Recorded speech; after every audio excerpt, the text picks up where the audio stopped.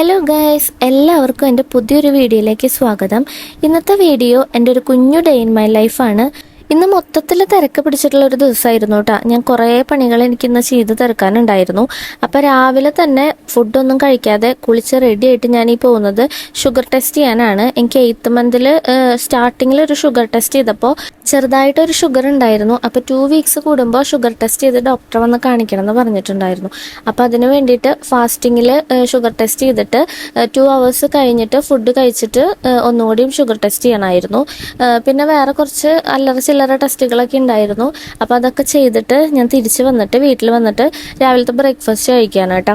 രാവിലത്തെ ബ്രേക്ക്ഫാസ്റ്റ് ഇഡ്ഡലിയും പിന്നെ തക്കാളി ചമ്മന്തി ആയിരുന്നു. അത് രണ്ടും എനിക്ക് നല്ല ഇഷ്ടമാണ്. അപ്പോൾ അത് ആയിരുന്നു അമ്മ ഉണ്ടാക്കി വെച്ചിട്ട് പോയിട്ടുണ്ടായിരുന്നു. അമ്മയ്ക്ക് ഇന്ന് ഷോപ്പിലേക്ക് നേരത്തെ പോകണമായിരുന്നു. അതുകൊണ്ട് തന്നെ ഞാനും അച്ഛനും കൂടിയിട്ടാണ് ടെസ്റ്റ് ചെയ്യാൻ പോയിട്ടുണ്ടായിരുന്നത് കേട്ടോ. സാധാരണ ഹോസ്പിറ്റലിലേക്കാണ് ഞാൻ ടെസ്റ്റ് ചെയ്യാൻ പോകാറുള്ളത്. പിന്നെ ഡോക്ടർ പറഞ്ഞു ഇവിടെ അടുത്ത് എവിടെയെങ്കിലും ചെയ്താലും മതി, കുഴപ്പമില്ല എന്ന് പറഞ്ഞുകൊണ്ട് വീടിനടുത്തുള്ള ഒരു സ്ഥലത്തേക്കാണ് ഞങ്ങൾ ഷുഗർ ടെസ്റ്റ് ചെയ്യാൻ പോയിട്ടുണ്ടായിരുന്നത് കേട്ടോ. അത് കഴിഞ്ഞിട്ട് ഫുഡൊക്കെ കഴിച്ചു. ഫുഡ് കഴിച്ചപ്പോൾ 9:30 ആയിട്ടുണ്ടായിരുന്നു. ഇനി 2 മണിക്കൂർ കഴിഞ്ഞിട്ടാണ് എനിക്ക് വീണ്ടും ടെസ്റ്റ് ചെയ്യാനായിട്ട് പോകേണ്ടത്. അപ്പോൾ ഒരു 2 മണിക്കൂർ ആവുന്നതിന് കുറച്ച് മുമ്പ് തന്നെ പോകണം. അങ്ങനെ ഫുഡൊക്കെ കഴിച്ച് കഴിഞ്ഞപ്പോൾ ഞാൻ എൻ്റെ വർക്ക് ചെയ്യാനിരുന്നു. എനിക്ക് ഇന്ന് അയക്കാനായിട്ട് കുറച്ച് വർക്കുകൾ ഉണ്ടായിരുന്നു. ഒരു ഹാമ്പർ ബോക്സ് ആണ് അതിൽ അത്യാവശ്യമായിട്ട് അയക്കാനുള്ളത്. അപ്പോൾ അതിൻ്റെ വർക്ക് ഒന്ന് സ്റ്റാർട്ട് ചെയ്ത് വയ്ക്കാമെന്ന് വിചാരിച്ചു. ഞാൻ തലേദിവസം തന്നെ ബോക്സിൻ്റെ ഏകദേശം കുറച്ച് പണികളൊക്കെ തീർത്ത് വെച്ചിട്ടുണ്ടായിരുന്നു. ഇനി ബാക്കി കുറച്ച് പണിയും കൂടി ഉണ്ട്. പോകുന്നതിന് മുമ്പായിട്ട് 2 മണിക്കൂർ കൂടി ടൈം ഉണ്ടല്ലോ. അപ്പോൾ വെറുതെ ടൈം വേസ്റ്റ് ചെയ്ത് കളയണ്ടെന്ന് വിചാരിച്ചിട്ട് ഞാൻ എൻ്റെ വർക്കിനായിട്ട് ഇരുന്നു കേട്ടോ. അകത്ത് കറണ്ട് ഉണ്ടായിരുന്നില്ല. അതുകൊണ്ട് ഞാൻ ഉമ്മറത്ത് വന്നിരുന്നിട്ടാണ് ചെയ്യുന്നുണ്ടായിരുന്നത്. ഈ ടൈമിൽ ചൂട് എനിക്ക് തീരെ സഹിക്കാൻ പറ്റാത്തൊരവസ്ഥയാണ്. എന്തോരം ഫാൻ ഇട്ടിട്ടിരുന്നാൽ പോലും എനിക്ക് കാറ്റൊന്നും എൻ്റെ ശരീരത്തിലേക്ക് ഏൽക്കുന്നില്ല എന്നുള്ള പോലെയാണ്. അത്രയ്ക്കധികം ചൂടാണ് എനിക്ക് എടുക്കുന്നത് കേട്ടോ. അകത്തിരുന്ന് തീരെ ചെയ്യാൻ പറ്റാത്ത അവസ്ഥയായതുകൊണ്ടാണ് ഞാൻ പുറത്ത് വന്നിരുന്നിട്ട് വർക്ക് ചെയ്യാമെന്ന് വിചാരിച്ചത്. അങ്ങനെ തന്നെ ബോക്സ് ഇവിടെ ഉണ്ടാക്കി കഴിഞ്ഞിട്ടുണ്ട്. ഇനി ബോക്സിന്റെ മുകളിലായിട്ട് ഒട്ടിക്കാനായിട്ട് ഞാൻ പ്രിന്റ് എടുത്ത് വെച്ചിട്ടുള്ള കുറച്ച് ഷീറ്റ്സ് ആണ് ഇതൊക്കെ.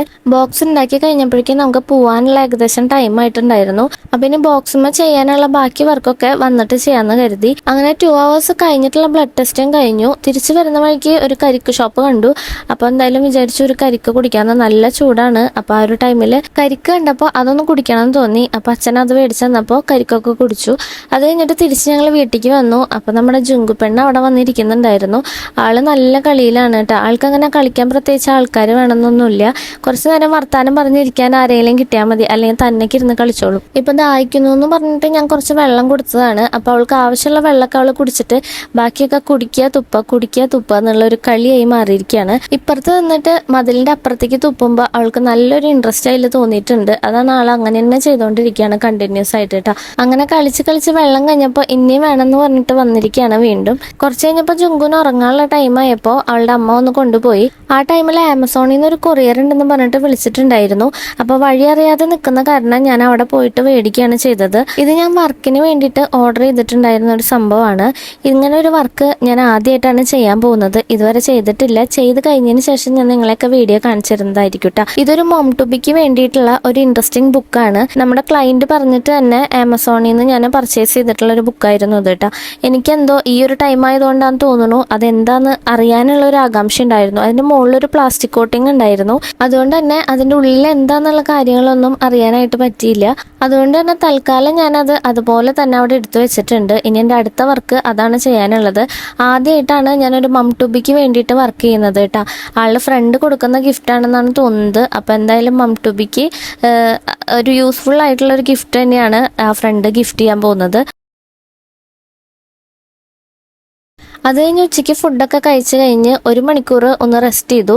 അത് കഴിഞ്ഞപ്പോൾ ഞാൻ നേരത്തെ ഇൻകംപ്ലീറ്റ് ആക്കി വെച്ചിട്ടുണ്ടായിരുന്ന എൻ്റെ വർക്ക് കംപ്ലീറ്റ് ആക്കാനായിട്ടിരുന്നു. ഇന്ന് അയക്കാനുള്ള പ്രൊഡക്റ്റ് ആയതുകൊണ്ട് തന്നെ വേഗം ചെയ്യാനായിട്ടിരുന്നു കേട്ടോ. ബോക്സ് ഉണ്ടാക്കാനായിട്ടാണ് കുറച്ച് കൂടുതൽ നമുക്ക് ടൈം വേണ്ടത്. ഫോം ബോർഡ് കൊണ്ട് ബോക്സ് ഉണ്ടാക്കുകയാണെങ്കിൽ നമുക്ക് കുഴപ്പമില്ലാതെ അഡ്ജസ്റ്റ് ചെയ്തിട്ട് പെട്ടെന്ന് ഉണ്ടാക്കാൻ സാധിക്കും. പക്ഷെ നമ്മൾ കാർഡ് ബോർഡൊക്കെ വെച്ചിട്ടാണ് ഉണ്ടാക്കാൻ പോകുന്നതെങ്കിൽ കുറച്ചധികം ടൈം വേണം കേട്ടോ. അപ്പോൾ ഇപ്പം എൻ്റെ ഫോം ബോർഡ് ഉള്ളതുകൊണ്ട് ഞാൻ ഫോം ബോർഡ് വെച്ചിട്ടാണ് ചെയ്തിട്ടുണ്ടായിരുന്നത്. 2 രീതിയിൽ ഞാൻ ബോക്സ് ഉണ്ടാക്കാറുണ്ട്. കാർഡ് ബോർഡും ഫോം ബോർഡും യൂസ് ചെയ്തിട്ട് ഞാൻ ബോക്സ് ഉണ്ടാക്കാറുണ്ട്. ഇനി അടുത്ത പണി എന്ന് പറയുന്നത് ഇതിൻ്റെ ഒരു ഫോട്ടോഗ്രാഫിയാണ്. നമ്മൾ ഈ ഹാമ്പേഴ്സ് ഒക്കെ ഉണ്ടാക്കുമ്പോൾ അതിന്റെ ചാർജ് പറയുമ്പോൾ അതിന്റെ ഫോട്ടോഗ്രാഫിക്കും പാക്കിങ്ങിനും എല്ലാത്തിനും കൂടിയിട്ടുള്ള ചാർജ് ഇൻക്ലൂഡ് ചെയ്തിട്ടാണ് മൊത്തത്തിൽ ഒരു റേറ്റ് ഇടുന്നത്. അപ്പൊ കുറെ പേര് ഇതുപോലെ ചോദിക്കുന്നത് കേട്ടിട്ടുണ്ട്, എന്തിനാണ് ഫോട്ടോഗ്രാഫിക്ക് ചാർജ് ഇടുന്നത്, എന്തിനാണ് പാക്കിങ്ങിന് ചാർജ് ഇടുന്നത് എന്നൊക്കെ. കൊറിയർ ചാർജ് മേടിക്കുന്നതല്ലേ, പിന്നെ പാക്കിങ്ങിന് എന്തിനാണ് എക്സ്ട്രാ ചാർജ് ഇടുന്നതൊക്കെ ചോദിക്കുന്നത് എന്നോട് മാത്രമല്ല കുറെ പേരോട് ഇതുപോലെ ചോദിച്ചിട്ട് ഞാൻ കുറെ വീഡിയോസും കണ്ടിട്ടുണ്ട് കേട്ടോ. അങ്ങനെയൊക്കെ നമ്മൾ ഹാൻഡ് മെയ്ഡ് ആയിട്ട് ഉണ്ടാക്കുന്ന ഒരു പ്രൊഡക്റ്റിന്റെ ഫോട്ടോഗ്രാഫിക്ക് വേണ്ടിയിട്ട് 1/4 മണിക്കൂർ എന്തായാലും നമ്മൾ ടൈം സ്പെൻഡ് ചെയ്യണം. അത് മാത്രമല്ല അതിന്റെ ബാക്ക്ഗ്രൗണ്ട് ആയിട്ട് നമ്മൾ യൂസ് ചെയ്യുന്ന സാധനങ്ങളൊക്കെ നമ്മൾ പൈസ കൊടുത്തിട്ട് മേടിക്കുന്നതാണ്. നമ്മൾ ഈ ഫോട്ടോഗ്രാഫി എത്രയും നന്നാവുന്നോ അതിനനുസരിച്ചാണ് നമ്മൾ ഫോട്ടോസും വീഡിയോസൊക്കെ അപ്ലോഡ് ചെയ്യുമ്പോൾ നമുക്ക് ഓർഡർ കിട്ടുന്നത്. അത് കണ്ടിട്ട് ഇംപ്രസ്ഡ് ആയിട്ട് വേണം ആൾക്കാർക്ക് മേടിക്കാനായിട്ട്. അതുപോലെ തന്നെ ഒരു പ്രൊഡക്റ്റ് നമ്മൾ ദൂര സ്ഥലങ്ങളിലേക്കൊക്കെ അയക്കുമ്പോൾ അത്യാവശ്യത്തിലധികം നന്നായിട്ട് പാക്ക് ചെയ്തിട്ട് വേണം അയക്കാനായിട്ട്. അതിനായിട്ട് ഒരുപാട് തെർമാക്കോളും ബബിൾ റാപ്സും പിന്നെ ഒട്ടിക്കാനുള്ള ടേപ്സ് ഒക്കെ നമുക്ക് സേഫ്റ്റിനെ കുറിച്ച് മാത്രം ചിന്തിച്ചുകൊണ്ട് ആവശ്യത്തിലേറെ നമുക്ക് യൂസ് ചെയ്യേണ്ടി വരും. അതുകൊണ്ട് തന്നെ ഇതിനൊക്കെ നല്ല ചെലവുണ്ട്. അപ്പൊ ഈ ഒരു ചെലവൊക്കെ നമുക്ക് ഇതിന്റെ കൂടെ ഇൻക്ലൂഡ് ചെയ്തേ പറ്റുള്ളൂ, എന്നാലാണ് നമ്മളൊരു ബിസിനസ് മുന്നോട്ട് കൊണ്ടുപോകാനും പറ്റുള്ളൂ. അങ്ങനെ നമ്മുടെ ഇന്നത്തെ അയക്കാനുള്ള പണിയൊക്കെ തീർന്നിട്ടുണ്ട്. എല്ലാം ഞാൻ വൃത്തിയായിട്ട് പാക്ക് ചെയ്ത് വെച്ചിട്ടുണ്ട് കേട്ടോ. ഇനി എല്ലാ പ്രാവശ്യത്തെയും പോലെ തന്നെ നമ്മൾ ചെയ്യാനിരുന്ന ഒരു സ്ഥലം ഏകദേശം ഒരു ഭാർഗവി നിലയായിട്ടുണ്ടാവും. അപ്പൊ അതൊക്കെ ഒന്ന് വൃത്തിയാക്കി എടുക്കണം. അതിനായിട്ട് എല്ലാ ഭാഗവും ഞാൻ അടിച്ചു വാരി വൃത്തിയാക്കി ഇടുകയാണ് കേട്ടോ. അതെല്ലാം കഴിഞ്ഞ് വന്നപ്പോൾ കുറച്ച് ടയർഡായി. അപ്പൊ പിന്നെ വൈകുന്നേരത്തെ പാലൊക്കെ കുടിച്ച് കുറച്ച് സ്നാക്സ് ഒക്കെ കഴിച്ചതിന് ശേഷം ഒരു 1/2 മണിക്കൂർ വീണ്ടും പോയി കിടന്നു. അതിനുശേഷം ഞാൻ ചെടി നനയ്ക്കാനായിട്ട് വന്നു. 1-2 ദിവസങ്ങളിലാണ് പൈപ്പിൽ വെള്ളം ഉണ്ടാവുന്നത്. അതുകൊണ്ട് തന്നെ വെള്ളം ഇല്ലാത്ത ദിവസം ഞാൻ ഈ ഒരു പോട്ടിലാണ് വെള്ളം നിറച്ചിട്ട് ചെടിക്ക് നനയ്ക്കുന്നത് കേട്ടോ. വൈകിട്ടാവുമ്പോൾ പിള്ളേർ സെറ്റുകളൊക്കെ സൈക്കിൾ ചവിട്ടാനും കളിക്കാനൊക്കെ ആയിട്ട് റോട്ടിലേക്ക് വരും. അതിൻ്റെ കൂടെ നമ്മുടെ ജുങ്കു ഉണ്ടായിരുന്നു. അപ്പോൾ അപ്പുറത്തെ വീട്ടിലെ കുട്ടിയുടെ സൈക്കിൾ കണ്ടപ്പോൾ അവൾക്ക് അതിൽ കയറി ഇരിക്കണം എന്ന് പറഞ്ഞിട്ട് ഒരേ വാശിയായിരുന്നു. അപ്പോൾ ചേച്ചി അവളെ അതിലും വെച്ചിട്ട് ചെറുതായിട്ടൊന്ന് ഉന്തിക്കൊണ്ട് പോരുകയാണ് കേട്ടോ. ആളതിൻ്റെ ഉള്ളിൽ നിന്ന് ഇറങ്ങി പോരാനേ സമ്മതിക്കുന്നില്ല. അവളെ തിരിച്ച് വീട്ടിലേക്ക് ആ സൈക്കിൾ കൊണ്ടുപോകാൻ പോലും സമ്മതിച്ചിട്ടില്ല. പിന്നെ കുറേ വാശി പിടിച്ചിട്ടാണ് തിരിച്ച് ആ സൈക്കിൾ അവൾ കൊടുത്തു വിട്ടത് കേട്ടോ. അപ്പോഴേക്കും സമയം 6 മണി ആയിട്ടുണ്ടായിരുന്നു. കുറച്ചു നേരം ഞങ്ങൾ എല്ലാവരും കൂടിയിട്ട് ഉമ്മർത്ത് വർത്താനൊക്കെ പറഞ്ഞിരുന്നു. അപ്പോൾ ഇന്നത്തെ എൻ്റെ ഒരു മോർണിംഗ് ടു ഈവനിങ് വ്ളോഗ് ഇത്രയൊക്കെയാണ്. എല്ലാവർക്കും ഇഷ്ടപ്പെട്ടു എന്ന് വിചാരിക്കുന്നു. ഇഷ്ടപ്പെട്ടിട്ടുണ്ടെങ്കിൽ ലൈക്ക് ചെയ്യണം, ഷെയർ ചെയ്യണം, സബ്സ്ക്രൈബ് ചെയ്യണം. അപ്പോൾ അത്രയുള്ളൂ ഗൈസ്. ബൈ.